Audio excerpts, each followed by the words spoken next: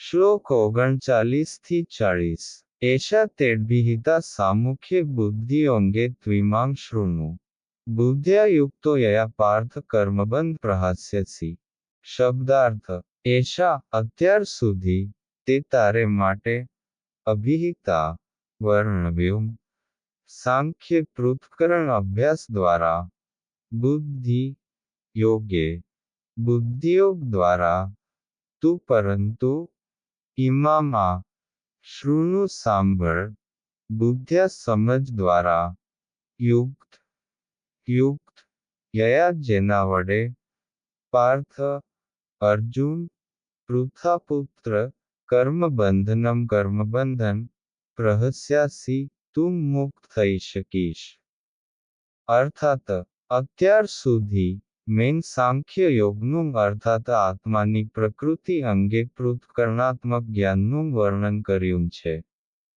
હે પાર્થ, હવે હું બુદ્ધિયોગ પ્રગટ કરું છે તેને તું સાંભળ. જો તું આ જ્ઞાન સાથે કાર્ય કરીશ તો તું કર્મોના બંધનમાંથી મુક્ત થઈ જઈશ. વૃત્તવર્ણન સાંખ્ય શબ્દ મૂળ સાંગ અર્થાત સંપૂર્ણ અને ખ્ય અર્થાત જાણવું ઉપરથી આવ્યો છે. તેથી સાંખ્યનો અર્થ થાય છે અમુક વિશે સંપૂર્ણ વિશ્લેષણાત્મક જ્ઞાન. સાંખ્ય દર્શન કે જે ભારતવર્ષના તત્વજ્ઞાનની 6 દાર્શનિક મીમાંસાઓમાંથી એક છે, બ્રહ્માંડના તત્વોની વિશ્લેષણાત્મક ગણના કરે છે. તેમાં 4 તત્વોની સૂચિ આપવામાં આવી છે: પંચમહાભૂત પૃથ્વી, જળ, અગ્નિ, વાયુ અને આકાશ. પંચ તન્માત્રા ઇન્દ્રિય વિષયોના 5 અમૂર્ત ગુણધર્મ સ્વાદ, સ્પર્શ, ગંધ, ધ્વનિ, દૃશ્ય. પંચ કર્મેન્દ્રિય, પંચ જ્ઞાનેન્દ્રિય, મન, અહંકાર. મહાનના વિકાસથી સર્જિત તત્વ, મહાન. પ્રકૃતિના વિકાસથી સર્જિત તત્વ તથા પ્રકૃતિ, માયાનું આદિ સ્વરૂપ. આ ઉપરાંત પુરુષ અથવા આત્મા જે પ્રકૃતિને ભોગવવા ઈચ્છે છે અને તેનાથી બંધાઈ જાય છે.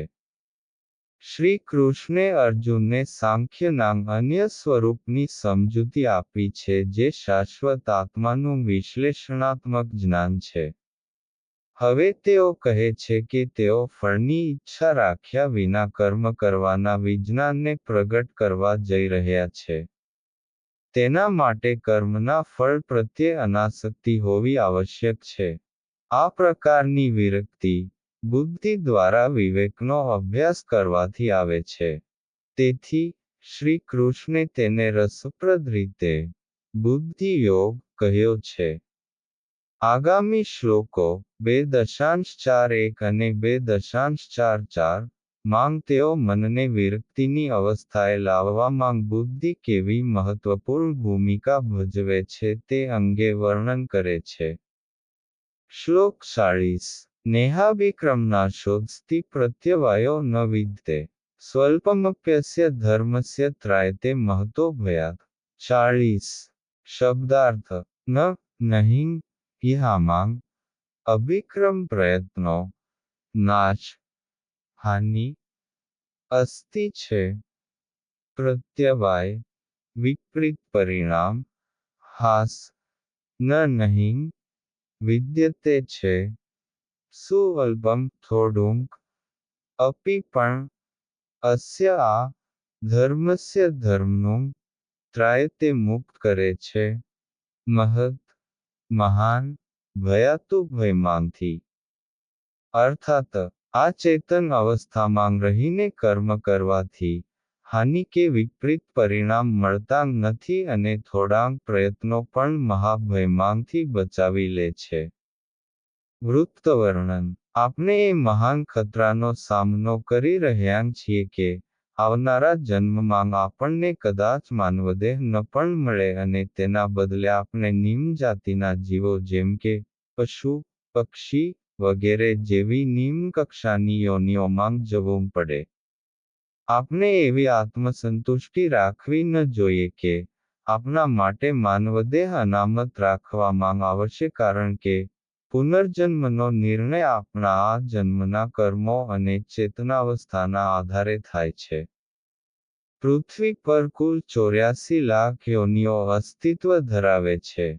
માનવથી નિમ્ન કક્ષાની જાતિઓ પશુઓ, પક્ષીઓ, માછલીઓ, જંતુઓ વગેરે આપણા મનુષ્યો જેવી વિકસિત બુદ્ધિ ધરાવતા નથી. છતાં, તેઓ પણ ખાવું, પીવું, સૂવું, બચવું અને સંભોગ કરવો જેવી પ્રાકૃત ક્રિયાઓ કરે છે. માનવ યોનિ ઉચ્ચ ઉદ્દેશ્ય માટેની જ્ઞાનશક્તિથી સંપન્ન છે કે જેથી તેઓ તેનો ઉપયોગ સ્વયંના ઉત્થાન માટે કરી શકે.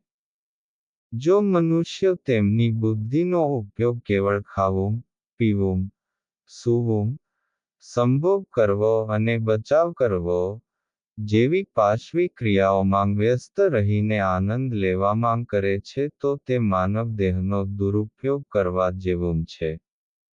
ઉદાહરણ તરીકે, જો કોઈ વ્યક્તિ ખાદ્યપદાર્થોના સેવનને જ જીવનનું પ્રાથમિક સુખ માનતી હોય તો તેવી વ્યક્તિ માટે ભૂંડનું શરીર વધારે ઉચિત બની જાય છે અને તેથી તે વ્યક્તિ આગામી જીવનમાં ભૂંડનું શરીર પ્રાપ્ત કરે છે.